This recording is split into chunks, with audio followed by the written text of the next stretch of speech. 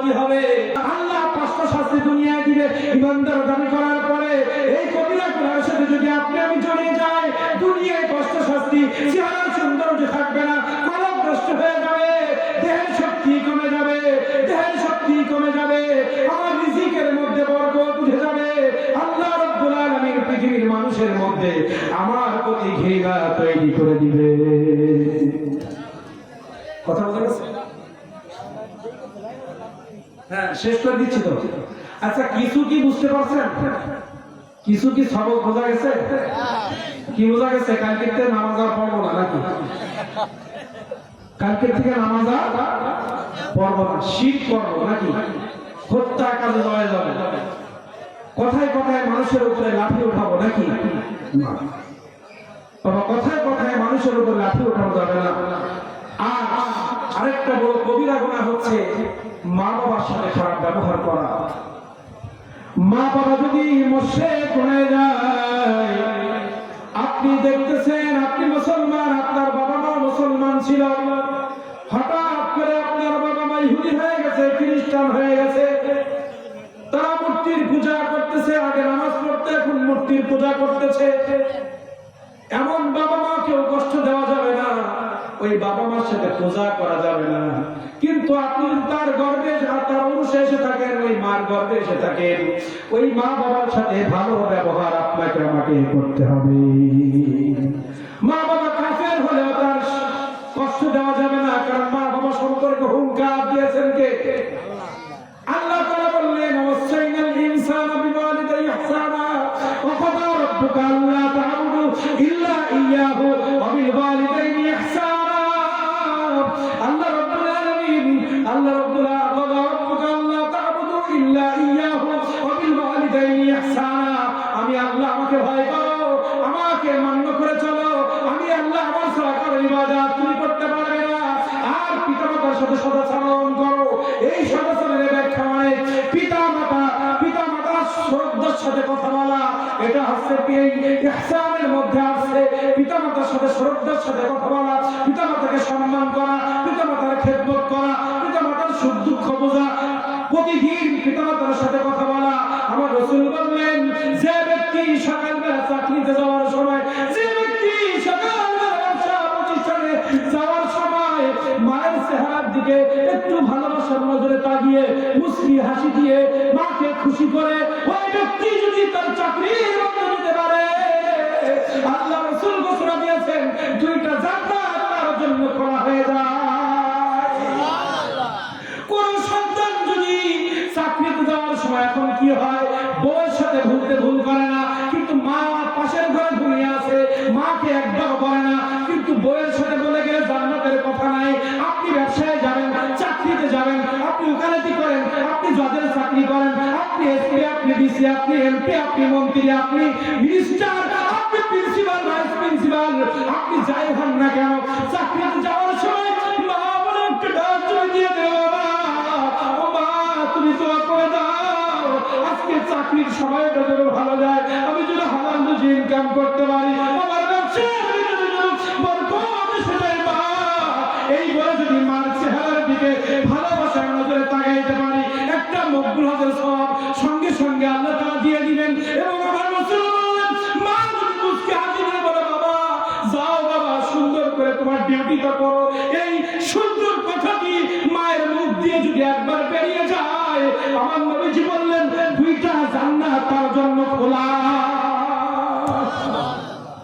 আমার নবীজির কাছে সাহাবী বললেন, হাক্কুল ওয়ালিদাইন, পিতামাতার হক কি? হুমা জান্নাতুকা ওয়া নারুকা। আমার নবী বললেন, পিতামাতার হক সম্পর্কে আমার কাছে জানতে এসেছো, পিতামাতার খেদমতের মধ্যে জান্নাত, পিতামাতার কষ্টের মধ্যে জাহান্নাম।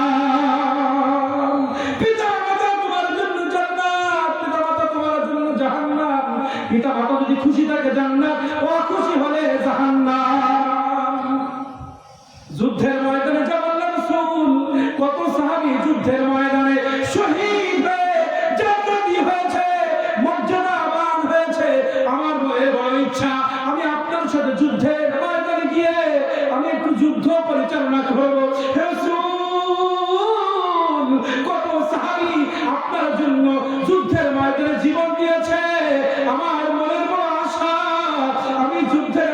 গিয়ে একটু শহীদ হব। আল্লাহ রাসূল বললেন, যুবক ও আমার সাহাবী, তোমার বাড়িতে বৃদ্ধ মা বাবা আছে নাকি? আমার ওই সাহাবী বলছে, হ্যাঁ আমার বাড়িতে বৃদ্ধ মা বাবা আছে। বলে, তুমি যুদ্ধে যাওয়া লাগবে না, তুমি তোমার মা বাবার খেদমত করো। মা বাবা যদি তোমার উপর খুশি হয়ে যায়, তুমি যদি মারা যাও শহীদের মর্যাদা পেয়ে যাইবা। যুদ্ধের অনুমতি নাই মা বাবার কষ্টে, হজের অনুমতি নাই মা বাবাকে কষ্টে ফেলে, হজের অনুমতি নাই মা বাবাকে কষ্ট ফেলে, যুদ্ধের অনুমতি নাই।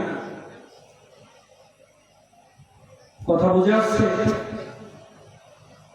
আমার নবীজি মিলাদুল নবীতে আসছেন না?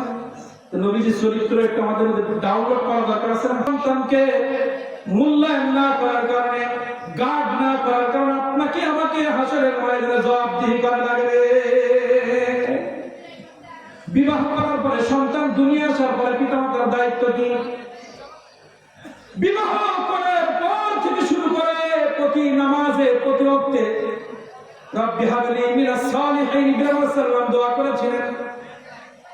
ইব্রাহিম আলাইহিস সালাম দোয়া করেছিলেন, রব্বি হাবলি মিনাস সালিহিন, আল্লাহ আমাকে নেককার একটা সন্তান তুমি দাও, একটা নেককার সন্তান তুমি দাও।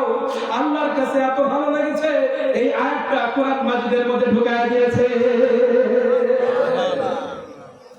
বিবাহের পরে 5 ওয়াক্ত নামাজ পড়তে স্ত্রীও দোয়া করবে, স্বামীও দোয়া করবে, রব্বি হাবলি মিনাস সালিহিন।